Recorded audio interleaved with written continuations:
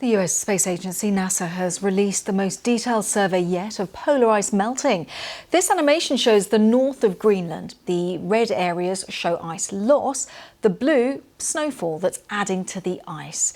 Well, you can see the pattern change over the years as warmer air and seawater melts increasing amounts of ice. And the same is happening in Antarctica too.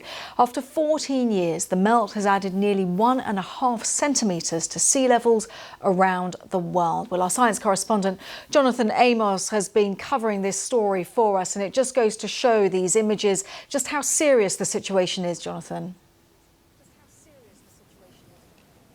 Yeah, we've had a number of reports like this, Kasia, in recent months, looking at the trends in the Antarctic and in Greenland. The difference here is that we are talking about the highest resolution satellite system in operation today. So the Americans run a laser in space. They fire a laser down to the ground and they count the time it takes for that beam to bounce back up. And that tells them how high things are. And in this case, it's the height of the Greenland ice sheet and the height of the Antarctic ice sheet.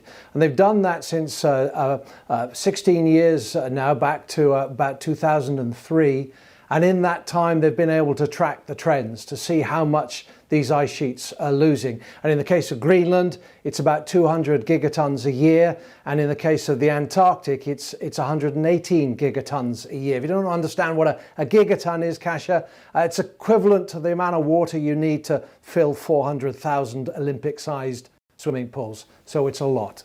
Jonathan, well assumed and well explained. Thanks so much. And when it comes to the technology that NASA has been using, briefly, if you would, it's pretty impressive. Yeah, it really is. So this system can see into crevasses that are on the surface of the ice, which is quite remarkable, and look inside them as well. There are other systems that use radars. It's a different technology, use it in a slightly different way, but it just doesn't have the resolution that this system that they call ISAT, NASA, that's what they call it. And it enables them in particular to look at the really craggy parts of the Antarctic. So we're talking here the peninsula, this bit that sticks up towards South America, if you know your map of the Antarctic. And that's very, very mountainous. And to see the glaciers, you need a high-resolution system, and this is it.